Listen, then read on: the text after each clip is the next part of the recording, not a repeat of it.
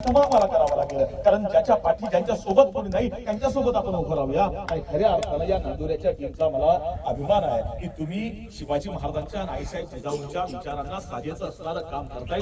तर शिवाजी महाराजांनी केलेलं काम हे विध्वंसक नाही, शिवाजी महाराजांनी जिजाऊंनी केलेलं काम हे विधायक आहे. स्वराज्यामध्ये जो कोणी आहे ना, ज्याला आई नाही, ज्याला वडील नाही, त्याला सांभाळायचं काम शिवछत्रपतींनी केलं. त्या शेतकऱ्याच्या घरामध्ये परिस्थिती नाही ना, त्याच्या मुलीच्या लग्नाला मदत जिजाऊंनी केली.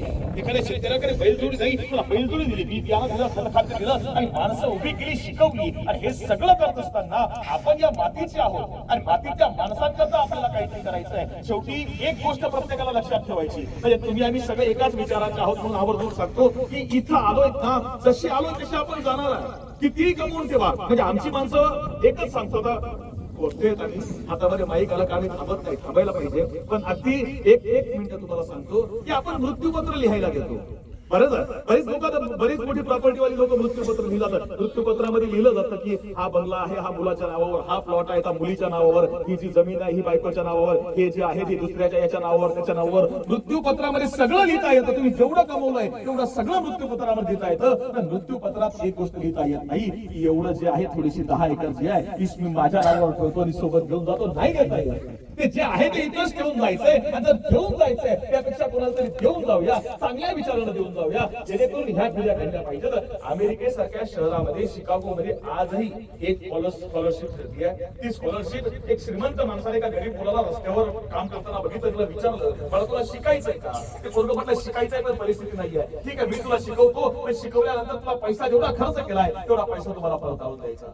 ते पोरगं म्हटलं ठीक आहे शिकवा ना. ते पोरगं शिकलं, इतकं मोठं झालं की ते पोरगं एका मोठ्या पदावर जाऊन पोहोचलं. आणि मोठ्या पदावर गेल्यावर त्या पोरानं जाणीव ठेवून त्या माणसाकडे जाऊन जेवढा पैसा शिक्षणाकरता कमवला, खर्च केला होता, तेवढा त्या माणसाला जाऊन देऊन द्यायचा प्रयत्न केला. त्या माणसानं सांगितलं आता एक काम कर, ज्या पद्धतीने मी तुला शिकवलं ना त्या पद्धतीने तुला जर कोणी गरजू भेटला तर हा पैसा त्याला दे आणि त्याला सांग तो पैसा परत न देता पुढच्या गरजूला दे. ती स्कॉलरशिप आजही अमेरिकेसारख्या शहरांमध्ये फिरती आहे. आमच्याकडे ती पद्धत नाही.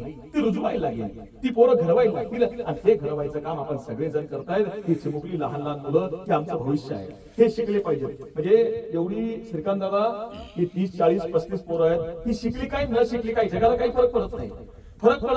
पण प्रश्न असा आहे की मी मध्यंतरी म्हटलं होतो एका धाराशिव मध्ये एक वसतिगृह आहे, त्या वसतिगृहामध्ये माझी एक मुलगी आहे.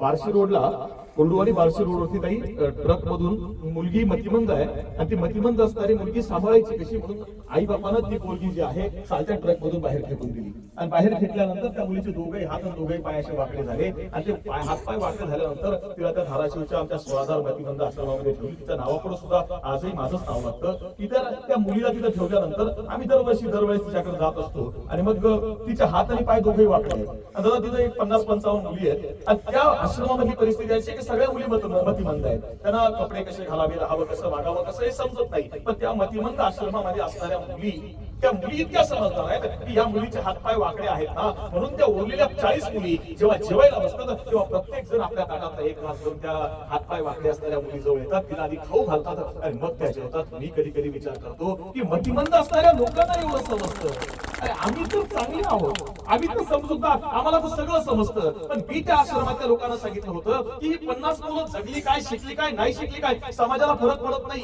पण प्रश्न असा आहे की माणसं मारायला, माणसं बाजूला टाकायला वेळ लागत नाही, माणसं जगवायला आणि उभी करायला टाइम लागतो. ते जगवायला जिगर असावं लागतं आणि ते जिगर तुमच्यासारख्या माणसांच्या काळजामध्ये आहे. म्हणून ही पोरं शिकतायत. त्या मुलांना व्यसनांपासून लांब ठेवायचंय, त्यांना शिक्षणाच्या दारामध्ये आणायचंय आणि भारताच्या देशाच्या मुख्य प्रवाहामध्ये आणायचं काम आपण सगळेजण करतायत. आपलं सगळ्यांचं पुनश्च एकदा ऋण व्यक्त करतो आणि नांदुऱ्याच्या मातीमधली जी संपूर्ण आऊसाहेब जिजाऊंच्या विचारांची बाईक असणारी टीम आहे या सगळ्यांचं पुनश्च एकदा मनपूर्वक गौरव करतो.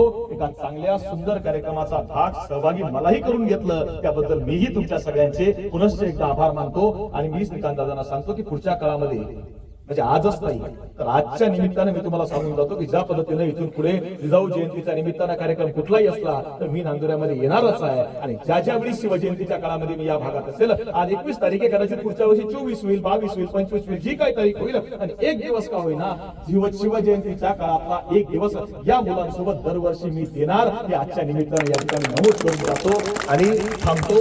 धन्यवाद. जय जिजाऊ, जय शिवराय. थँक्यू.